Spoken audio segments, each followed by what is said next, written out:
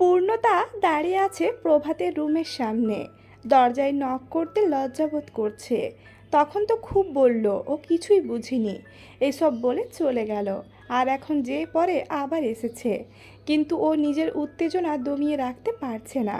Knock করতেই দরজা খুলে গেল।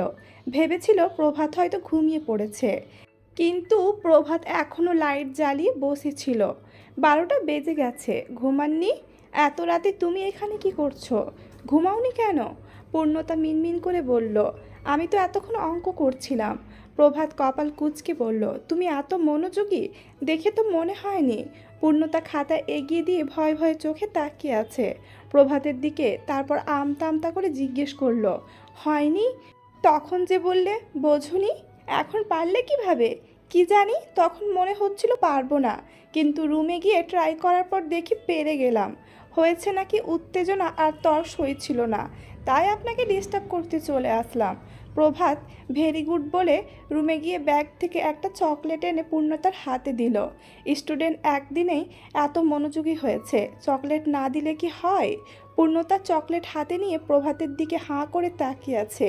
ওর চকলেট অনেক পছন্দ, কিন্তু প্রভাতকে ও অপছন্দ করে। অঙ্ক করতে পেরেছে বলে একটু সন্তুষ্ট হয়েছে, তাই বলে তার দেওয়া চকলেটও খাবে? অসম্ভব। পূর্ণতা প্রভাতের হাতে চকলেট ফিরিয়ে দিয়ে বলল, আমি আপনার দেওয়া চকলেট নেব না।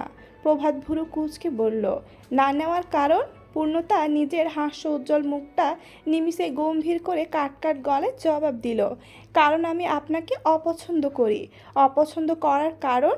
বিস্মিত কণ্ঠে বলল প্রভাত। পূর্ণতা বলল, অনেক কারণ আছে, কিন্তু বলবো না।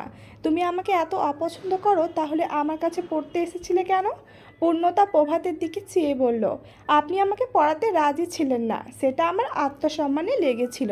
আমাকে কেউ কেন রিজেক্ট করবে? তাও আবার আপনি আমাকে রিজেক্ট করেন? এত বড় সাহস আপনার! এই জন্য জেদ ধরে আপনার কাছে পড়তে এসেছিলাম, না হলে আপনার কাছে পড়তে আমার বয়েই গেছে। তাহলে পড়ার জন্য আসনি, নিজের জেদ রক্ষা করার জন্য এসেছো? আপনার পড়ানো আমার পছন্দ হয়েছে, কিন্তু আপনাকে আমার পছন্দ না।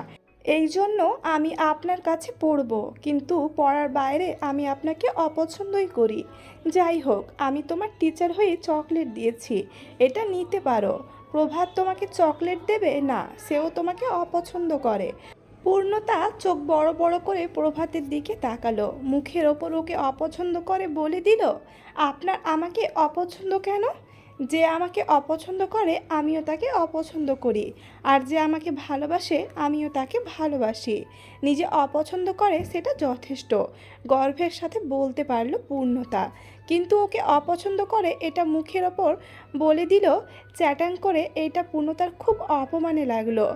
রাগে পূর্ণতা গজগজ করে চলে আসতে লাগলো। ওর রাগী চেহারা দেখে পেছন থেকে প্রভাত বলল, বলেছিলাম বয়স অল্প মাথা গরম দুটোই এক সূত্রে গাঁথা, প্রমাণ পেলে তো? পূর্ণতা পিছু ঘুরে অগ্নি দৃষ্টি নিক্ষেপ করে নিজের রুমে চলে গেল।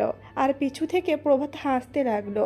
নিজের জেদ রক্ষা করতে একদিন পড়তে গিয়ে এখন বিপদ হয়েছে পূর্ণতার। প্রভাত ওকে এখন জ্বালিয়ে মারছে পড়া নিয়ে। হ্যাঁ, প্রথম দিন অঙ্কটা পেরেছিল বিদায় অনেক সন্তুষ্ট হয়েছিল। তারপরে এত এত কঠিন ম্যাথ প্রভাত ওকে করতে দেয় যে ওর মাথা নষ্ট হয়ে যায়। একদিন একটা অঙ্ক মনোযোগ দিয়ে করেছিল, এখন প্রতিদিন ওকে একটা করে অঙ্ক দেয় না, শেষ করা না পর্যন্ত ওকে ঘুমাতে দেয় না। আর আম্মু হয়েছে এক, প্রভাতের কথায় ওর পাশে বসে থাকে ঘুম বাদ দিয়ে। ওই দিন তো একটা অঙ্ক নিয়ে ওকে 2 ঘন্টা বসিয়ে রাখলো। ঘুমে ওর চোখ ঢুলঢুলু। 12:30 বেজে গেছিল, তাও অঙ্কটা সলভ করতে পারেনি। কিভাবে পারবে? চোখে ঘুম আর পড়ার প্রতি কোনো মনোযোগ নেই, এমনিতেও অঙ্কতে দুর্বল। আম্মু আমার পাশে বসে থেকে আমার বিছানায় ঘুমিয়ে পড়ল। আর এইদিকে প্রভাত এসে জিজ্ঞেস করলো, সলভ হয়েছে? আজ যদি আমাকে সারা রাত বসায় রাখেন তাও আমি করতে পারবো না, তাহলে সারা রাতই বসে থাকো। আমার খুব ঘুম পাচ্ছে, দেখুন আম্মু ঘুমিয়ে পড়েছে। আমি একটা বাচ্চা মানুষ, আমি কিভাবে এতক্ষণ জেগে থাকি? আপনার কি ঘুম পায় না? নিশাচরের মতো জেগে আছেন আর আমাকে জ্বালিয়ে মারছেন। কেন যে জেদ করে আপনার কাছে পড়তে গিয়েছিলাম, এখন আমি হাড়ে হাড়ে টের পাচ্ছি কত বড় ভুল করেছি।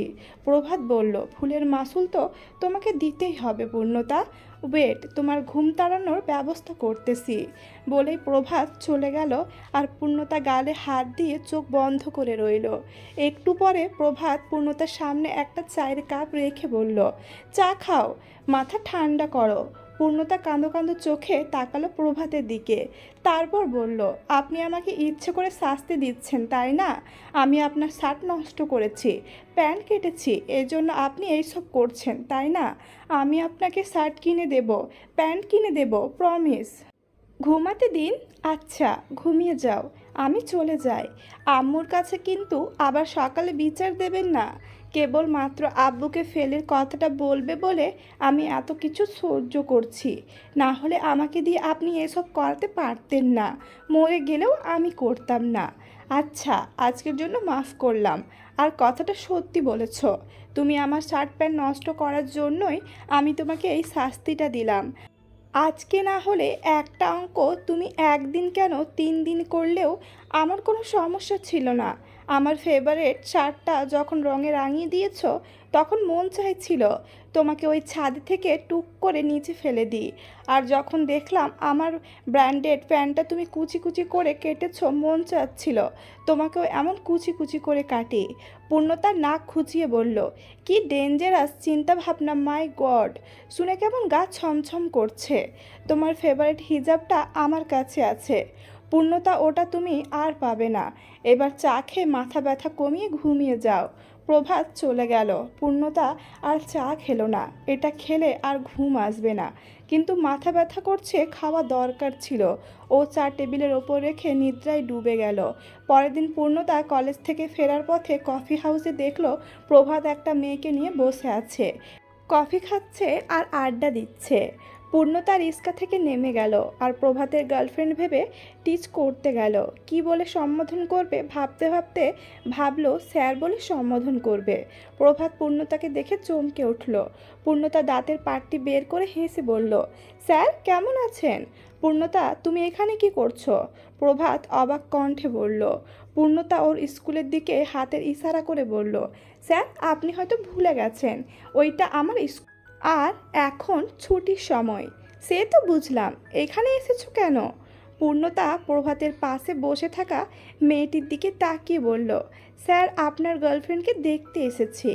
পূর্ণতা মেয়েটিকে বলল, হাই, আমি প্রভাত স্যারের স্টুডেন্ট। প্রভাত পূর্ণতার কথা শুনে বসা থেকে দাঁড়িয়ে পড়েছে। পাশে মেয়েটা লাজুক হাসছে। প্রভাত চোখ মুখ কঠিন করে পূর্ণতাকে রেখে কফি হাউস থেকে বেরিয়ে এলো।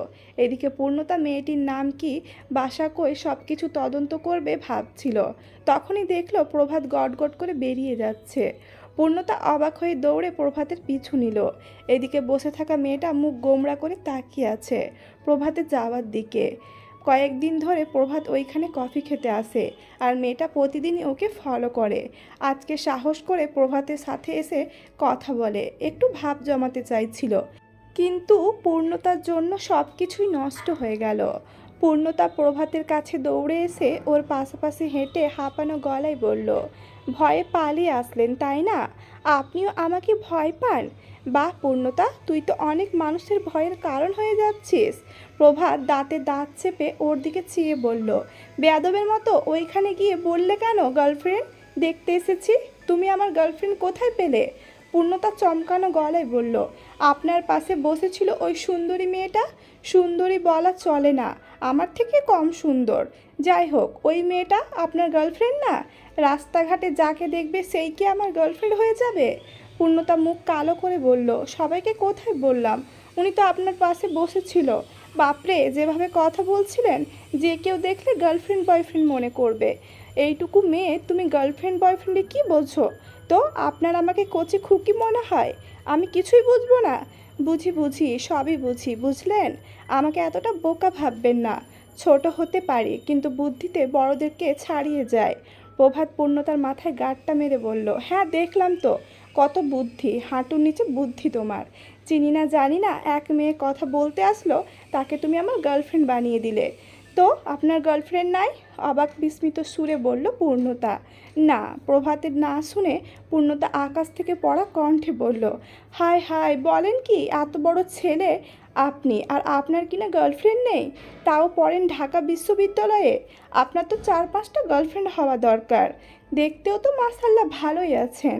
আচ্ছা, আপনি কি মেয়েদের পাত্তা পান না? সত্যি করে বলবেন আমাকে। পূর্ণতার মুখের এক্সপ্রেশন আর উত্তেজনা দেখে প্রভাতের মনে হলো যেন গার্লফ্রেন্ড না থাকাটা কোনো বড় অন্যায়। এই অন্যায় পূর্ণতা মানতে পারছে না, কোনোভাবেই না। প্রভাত বলল, তোমার কথা শুনে মনে হচ্ছে গার্লফ্রেন্ড না থাকাই খুব বড় অন্যায় হয়ে গেছে। অবশ্যই হয়েছে। এখন কত ছোট ছোট ছেলে মেয়েদের গার্লফ্রেন্ড বয়ফ্রেন্ড আছে, আর আপনি এত বড়, আপনার কিনা গার্লফ্রেন্ড নাই? এটা কি বিশ্বাসযোগ্য? পাত্তা পাই না তো। এখন পাত্তা পাওয়া একটা মেয়ে খুঁজে দাও। আচ্ছা দেবনি, যদি না পাই আমি আছি তো, চিন্তা কইরেন না। আর আপনার গার্লফ্রেন্ডের একটা ব্যবস্থা হয়ে যাবে। প্রভাত রাগে চোখ মুখ লাল করে ওর দিকে তাকিয়ে আছে। পূর্ণতা প্রভাতের রাগের আভাস পেতেই সামনে তাকিয়ে দেখলো বাসায় চলে এসেছে। ও এক দৌড়ে বাসার ভেতরে চলে গেল প্রভাতকে ফেলে। প্রভাত হলে রুম পেয়ে গেছে, এই জন্য চলে যাবে। পূর্ণতা আজকে জানতে পারলো সেটা। মা নাকি 2 দিন আগে থেকেই জানে। এই জন্য তো বলি সব কিছু কোথায় নিয়ে যায়। রুমের ভেতরে মোটামুটি ভালো জিনিস ছিল, সব গাড়ি করে নিয়ে যাচ্ছে। আজকে প্রভাত চলে যাবে। পূর্ণতা স্কুল থেকে এসে ব্যাগটা রুমে রেখে ড্রেস পরিবর্তন না করে দৌড়ে চলে আসলো প্রভাতের রুমে। দেখলো রোজিনা বেগম আগে থেকে এখানে এসে সব কিছু গুছিয়ে দিচ্ছে হাতে হাতে। প্রভাত গ্যাসের চুলা নিয়ে রুম থেকে বের হলো। পূর্ণতা ওর পিছু পিছু আসছে। আপনি আজকে চলে যাবেন? আমাকে আগে বললেন না কেন? তোমার তো খুশির দিন আজকে।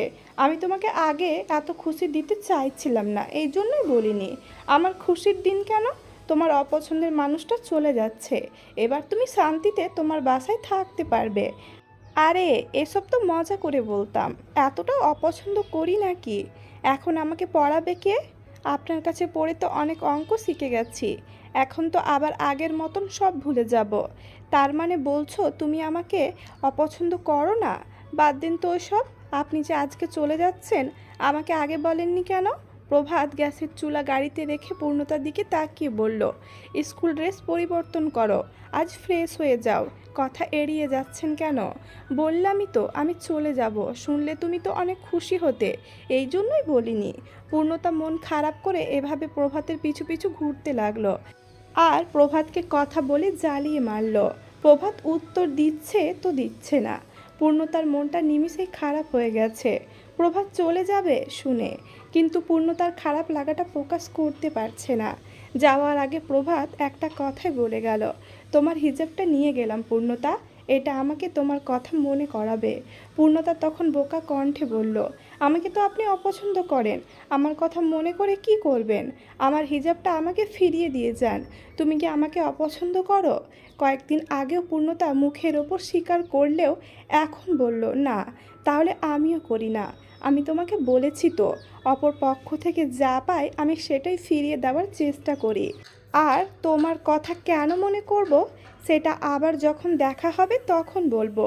প্রভাত চলে যাবার পর পূর্ণতা মন খারাপ করে সোফায় বসে রইল। রোজিনা বেগম ওকে ডেকে কয়েকবার বলল ড্রেস চেঞ্জ করতে, কিন্তু পূর্ণতা উঠল না। ওর মনটা খারাপ হয়ে গেছে, কিছু করতে ইচ্ছে করছে না। প্রভাত যেদিন এসেছিল সেই দিন ওর মনটা এমনি খারাপ ছিল, আর যখন চলে গেল তখন ওর মনটা সেই দিনের মতো ভীষণ খারাপ। মানুষগুলো এমন কেন? এরা আসার সময় মন খারাপ করে দেয়, যাওয়ার সময় মন খারাপ করে দেয়। এরা কেন মনের মতো চলে না? পূর্ণতার আজকে খুশি হবার কথা ছিল।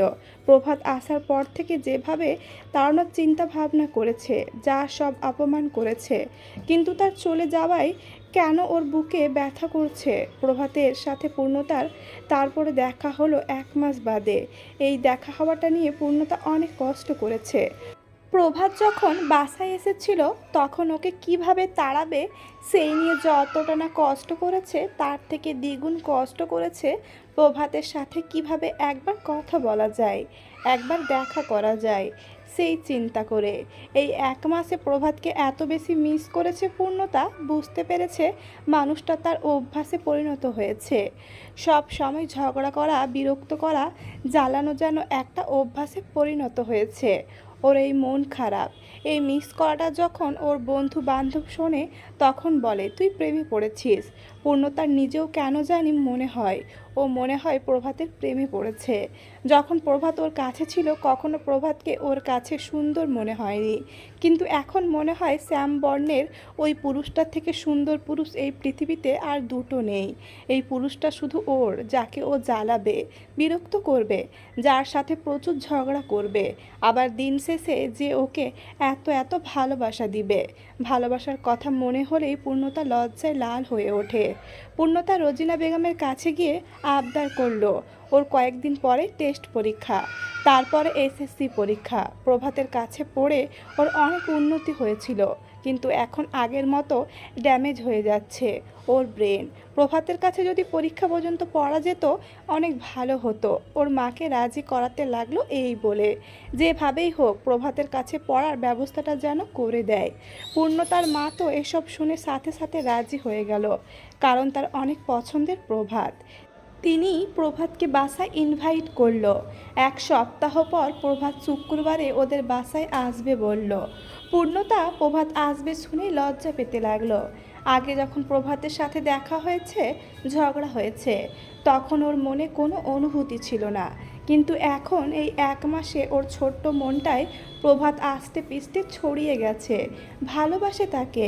এখন প্রভাত নামটা উচ্চারণ করতে হাজারো প্রেম প্রজাপতি ওড়াউড়ি করে। পূর্ণতা কি পড়বে, কিভাবে সাজবে? প্রভাতের সামনে নিজেকে পরিপাটি সুন্দরী না বানিয়ে যাওয়া যাবে না। পূর্ণতা আলমারি থেকে সবচেয়ে ফেভারেট টপ বের করে পরল, তারপরে সুন্দর করে সেজেগুজে প্রভাতের অপেক্ষা করতে লাগলো।